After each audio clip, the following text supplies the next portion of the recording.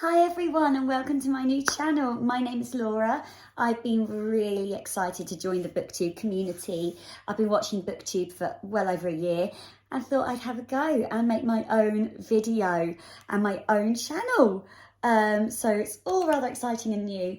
I thought I'd start off with a little review of the most recent reads I've read and then a little list of books that I would love to get to this month before the end of the year. We're talking Christmassy reads because it is now the 2nd of December. So we're getting into all of our Christmassy vibes, decorations getting up and everything else. So yeah, I've got a couple of Christmas stories to read this month and a couple of other books that I'd like to get to as well. So let's start off with the reviews of the books that I have just finished. The first of those is When Life Gives You Lemons. It's by Fiona Gibson. I really enjoyed this story. Give it a solid 4 stars. It's following a lady called Viv. She's in her early 50s and she's going through the stuff ladies go through at that kind of age group, and there's a lot of humour and heart around those kind of issues. But she's also just near the beginning of the story, and this isn't a spoiler, it's on the back here, her marriage breaks up, and so she then has to find herself outside of that marriage, and it's like a group of girls getting together around her friends, and it's just so heartwarming, and the humour is brilliant. It is so funny, so witty. I was laughing out loud. And yes, I really highly recommend it. If you want one of those reads that is going to be really quick, light-hearted and funny, kind of slightly romantic, slightly almost coming of age, but not, if you know what I mean. It's kind of got that same kind of vibe to it as a coming of age story, but set at a different point in your life. I guess it says midlife crisis in here somewhere, but it's hilarious. I love the tagline, when life gives you lemons, lemonade just won't cut it, bring on the gin. Yeah, that's the whole vibe. So yeah, When Life Gives You Lemons, a big 4 star from me. Really enjoyed it. Next one I want to talk to you about, guys, I cried last night. Abby Jimenez, Part of Your World. Gorgeous book. I had heard so much about it and it's all over the internet, I'm sure you're aware. And it's worth the hype. The hype is real.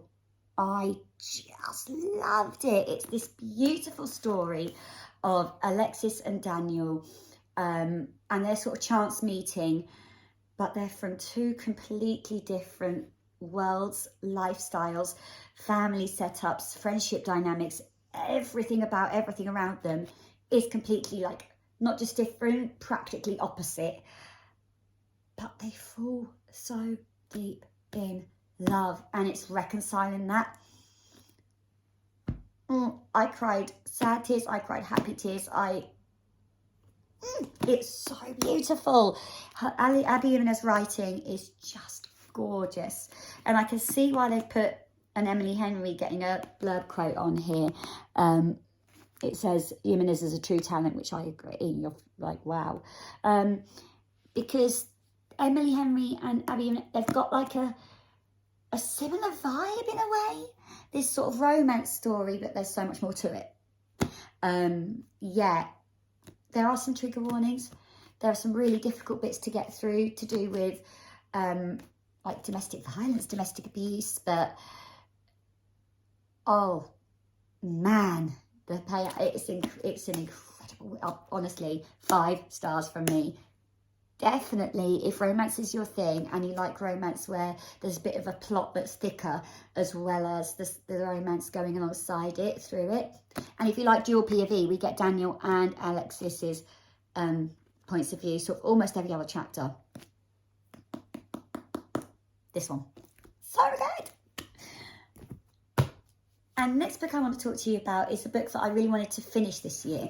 I started it earlier in the year and have really been enjoying it. I've been slowly getting through it in between other books, but those of you that know me know how massive music is in my life. It is my life, but such a massive part of my life, my music. I'm a singer and a vocal coach, so I've got a whole other channel about that. I'll link it. But yeah, when I saw Dolly Parton had released something,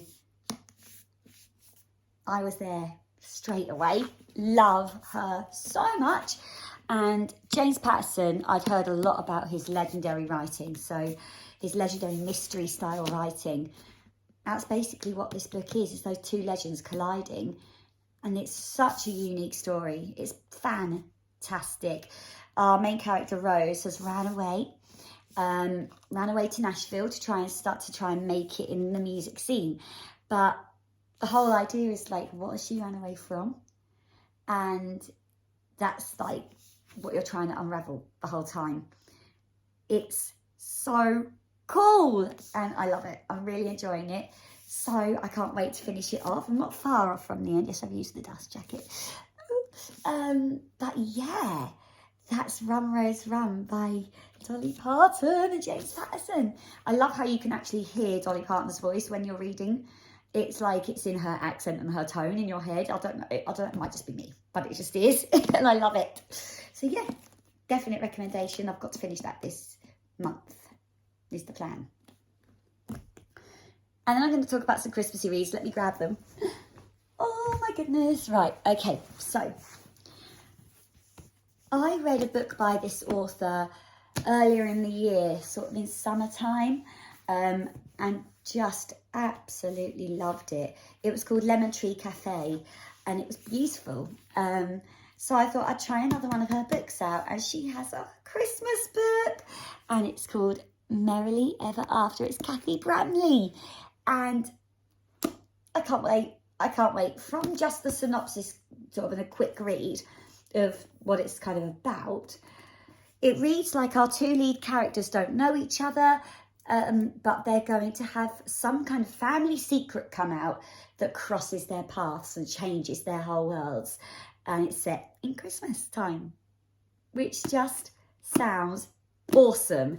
So you're reading about Emily and Mary and their lives intertwining and the secrets. I can't wait. I think this might be my next read. I think I might pick this up this evening. So yeah, very, very, very excited. My first Christmassy read of the year. And my next Christmassy read is actually a book I was gifted by my husband back in February. He got me a Christmas book, but I love this author. I used to read her stuff so much. With my best friend Stace, we used to like co-read them together, like buddy read them. And we nearly got through all of the series doing that, but I haven't read this one. So yeah, I've got Christmas Shopaholic, Sophie Kinsella. Now, I know the lead character, Becky Broomwood, a lot of people know her from when they were younger reading the series. And she's very divisive, isn't she? You either love her or you don't. I could forgive her for her flaws because she owns them. That's how I feel. But anyway, I can't wait to check in and see how they're all doing and see how a story about that world feels at this stage of my life. Like being in my 30s rather than my 20s or late teens, and being a mum, and yeah, how does it feel different? So that's going to be exciting. Can't I speak today? That's going to be exciting.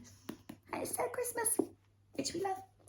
So yeah, and I also have a Christmassy read to read on my Kindle because I read a book by this author earlier this year that might just be my favourite book like I've ever read.